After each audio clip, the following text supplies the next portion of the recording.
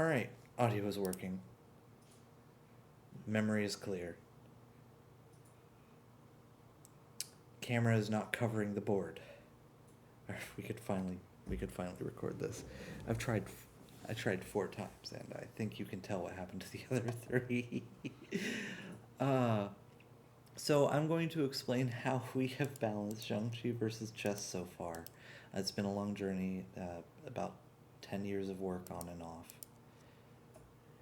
And I hope you enjoy the little trip we're about to go on. Before we begin, a special thanks to Discord user Gluttony Main for making this lovely no rule enforcement web application that I'm going to be using to explain this today. There's a rulebook that we have pretty well set up. Discord is in the link in the description if you want to talk to our community about this. We haven't just balanced Xiangqi in chess, we're also working on shogi,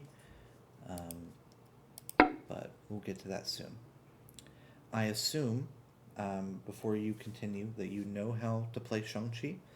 I will briefly mention Xiangqi, Korean chess, and that you know how to play normal chess. So if you don't know how to play Chinese chess or normal chess, go learn how to do that first and then come back.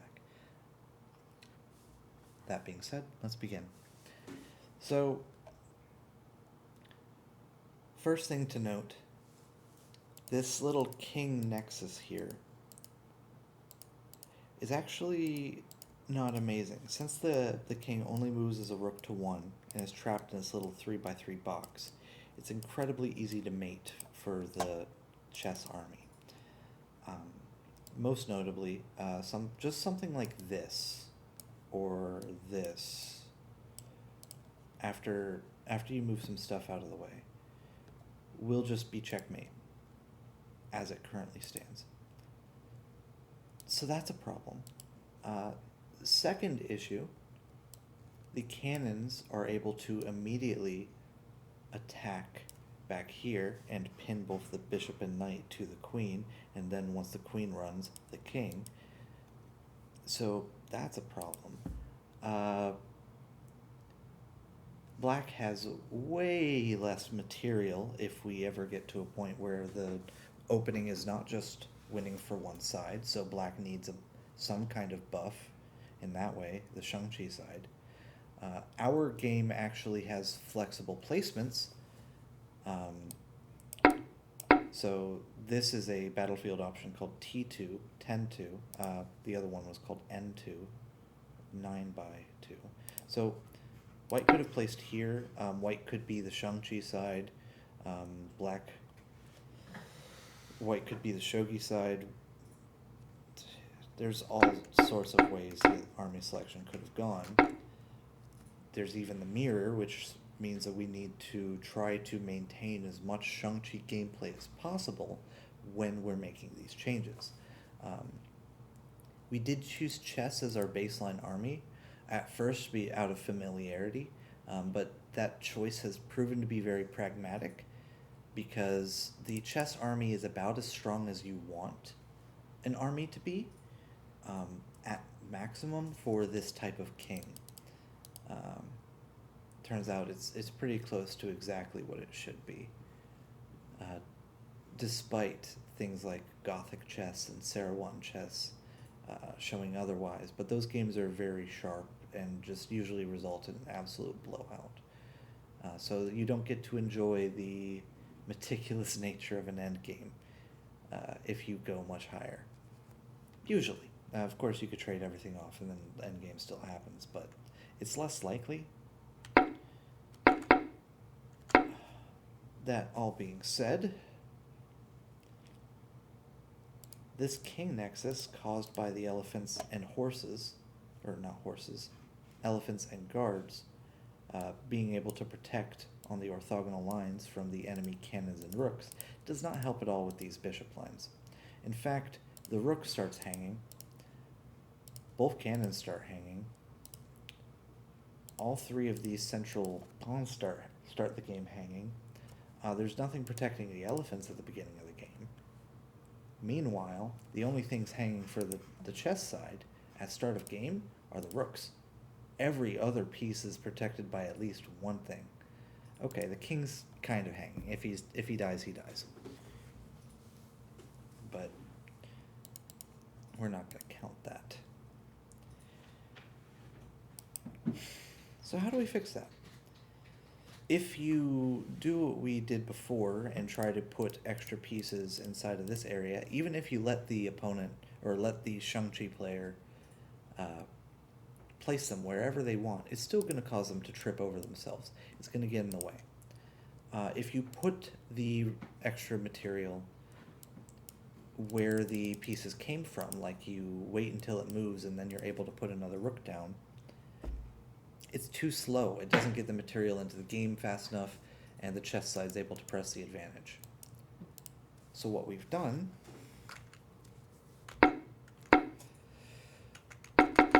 Just curious. Yeah, what we've done...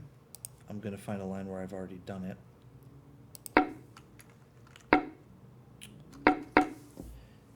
Is added an extra back rank. What we've also done is added to the king nexus in order to protect the diagonals. These are called the Guardian Lions, and you'll notice they're currently shown using a westernized piece, but I'm going to pull one up real quick so you can see what we made the Chinese lettering look like.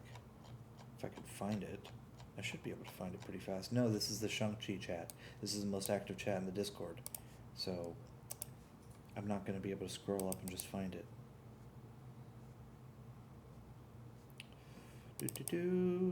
There it is. If I can read. I promise you I can read. Maybe I shouldn't make that promise.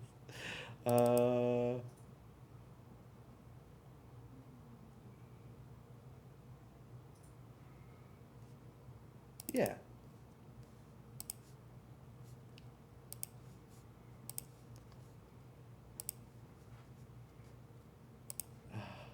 I'm failing so hard at this right now.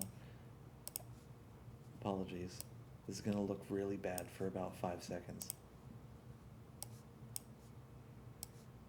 Yeah.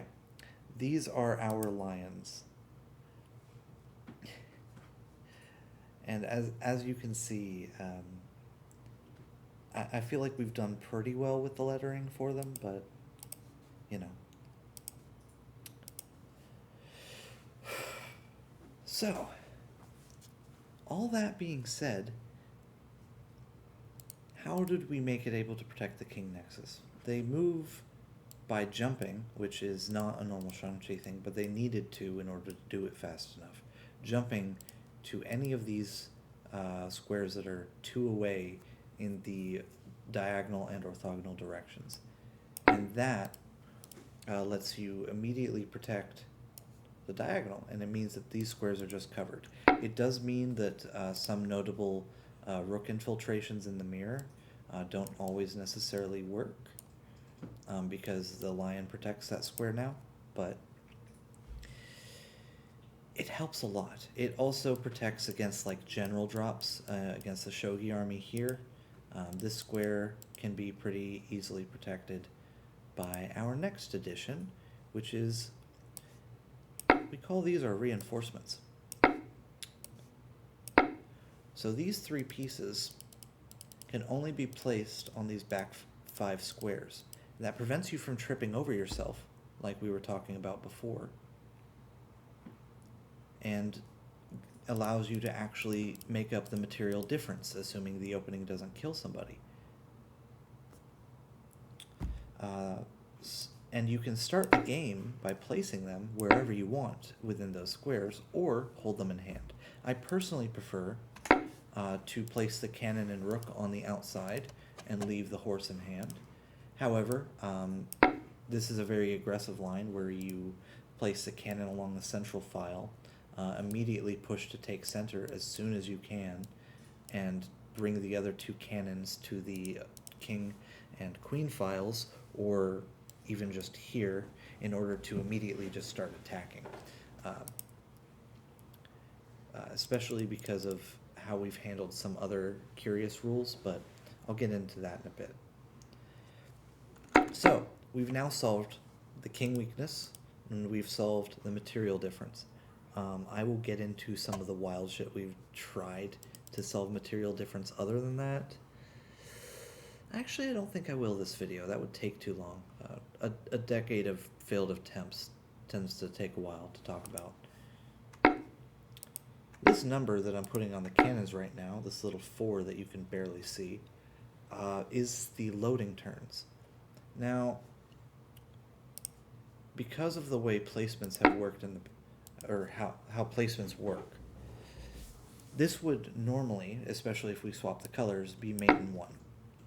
So what we tried first was to make it to where the king couldn't be put in check / captured for 3 turns at the start of the game. We called it like something to do with peace or calm before the storm.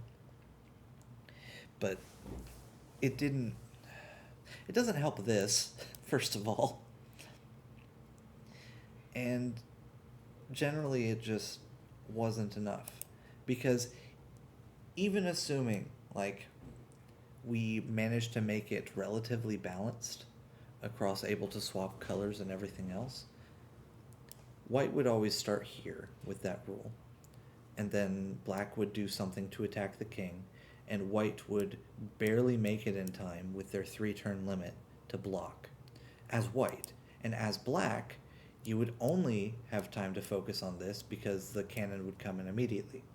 So starting the game with your rook or your knight and bishop pinned to your queen and your rook dead tends to make you lose if all other things are balanced. So the 50-50 win-loss ratio would be just white should win, or whichever side is white should win the matchup if we did that. So that wasn't enough. Next thing we did was we made this little loading number I just told you about, 3, and what it meant was the cannons couldn't move at all for 3 turns. That gets in the way of normal development, but it does work. And kings are now able to be, attacked early if you do that right, because there's no reason you shouldn't be able to. It was a dumb rule. I was young. But like I said, it does.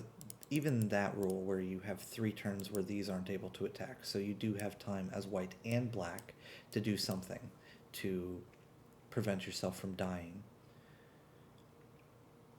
on both of those fronts. But if we let them move early, 3 wasn't enough, so 4, and they're allowed to move but not capture for 4 turns. And that's decent, but it actually doesn't solve another one of the problems, which was the cannons normally end up protecting each other early on after you intervene with either a horse or an elephant. And they also, if you do both, protect both that horse and that elephant over the other. And that doesn't work if they're just not able to capture it all. So what we finally have settled on for loading turns is you cannot capture outside of your territory. And that even applies to the mirror, because thanks to our flexible placements, you're able to do this. And being able to instantly kill the enemy rook is a problem. So loading turns help here too.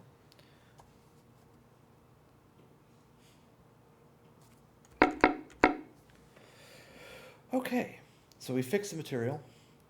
We fixed insta-killing each other. Barely.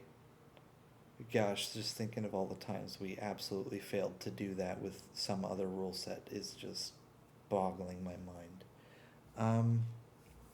Some of the other things we've tried, we tried making some combination of these pieces have different movements. We never really messed with the rook or the cannon.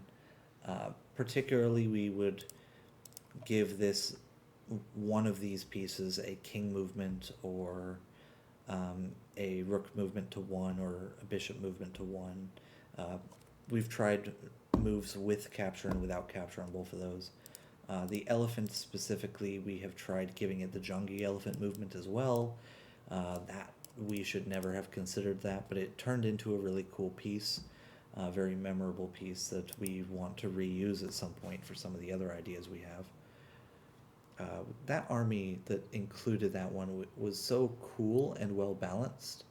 We actually set it aside and made it its own thing called Western Dynasty, a reference to the fact that it was just us being really dumb and we happen to be Western.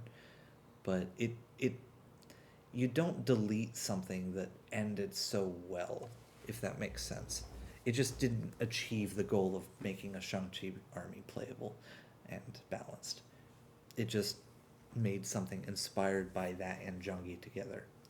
Speaking of which, the Xiangqi army is also in this game. Speaking of that, that means we've also tried having Xiangqi soldiers where they're able to move sideways at the start instead of having to, quote, cross the river, take 2 steps first. I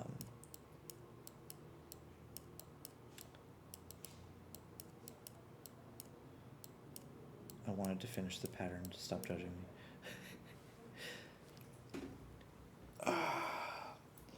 So that was a mistake. We have tried making the Flying King rule work a few different ways. Let's talk about how it works right now, though. So, as it stands,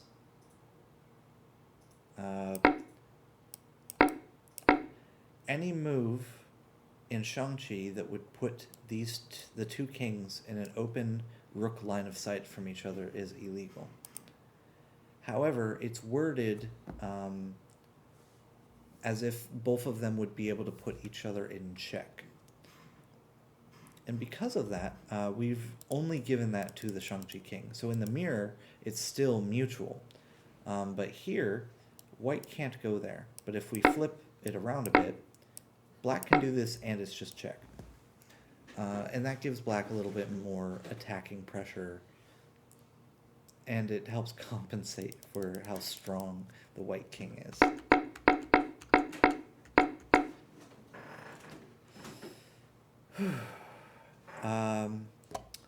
Couple of other interesting cases. We did have to give these a normal promotion when they reach the back rank. They promote to either a rook, a horse, or a cannon when they reach the enemy back rank. And that was just because if you can get into some kind of endgame and force a pawn to promote, you usually lose, and sometimes you don't because you can also promote. It also just needed to happen to reduce draws.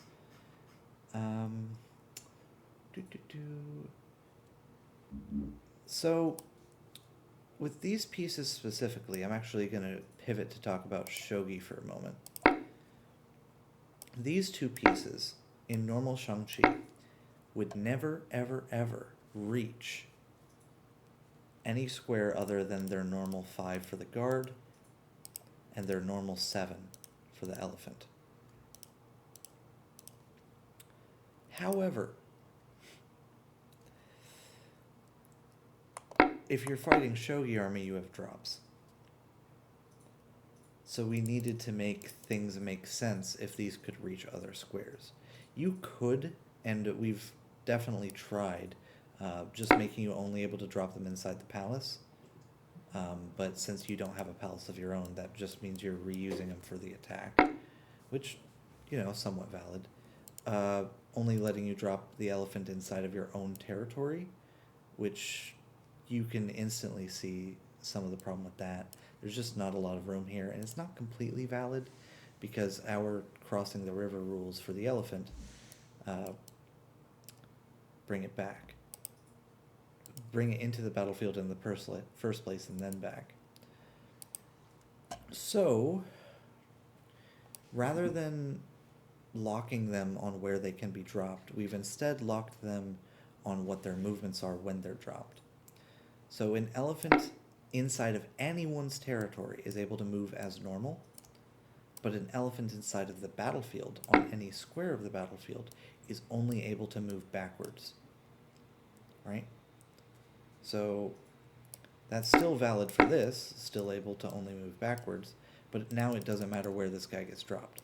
So this elephant can now only reach these squares. And I feel like that's a fair way to do it. It also means that if you place the elephant in some sort of attacking way, which we figured would be cool for puzzles, if you back it, if you're forced to make it back up, you then would be locking it into a defensive roll again. And the same applies to how we balance the guard. The guard can be placed outside the palace, right, and then moves as normal. But if it ever is inside the palace, either from a drop or a movement, it now cannot leave. So it would then only have these 4 squares, or if it's put on this one, only have these 5 squares.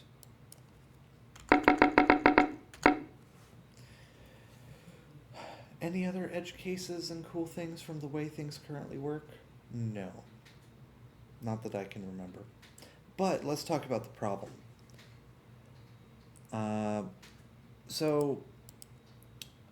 Guardian Lions were given the same sort of idea as the Xiangqi elephant. So they only move backwards on the battlefield. Which means that they have more squares they can reach for sure, but they still can't be involved in the attack. But that means that we have 6 whole pieces of material dedicated purely to defense. And these 6 pieces often will survive a while. So what ends up happening in the current form of the army, if the game doesn't just blow up in the opening and mid-game and somebody dies, is both players will trade all the material down. Black will have all of these, and white will have a king and maybe something else left that can't break through. And white will have enough material to defend, and black will have enough material to defend, and neither will have enough material to attack, and it'll end in a draw. And that's what we're currently trying to address with this lovely document here. But we will see how that testing goes. I hope this has been enlightening. I hope you enjoyed, and I hope you have a wonderful evening. Maybe this time my recording will save right.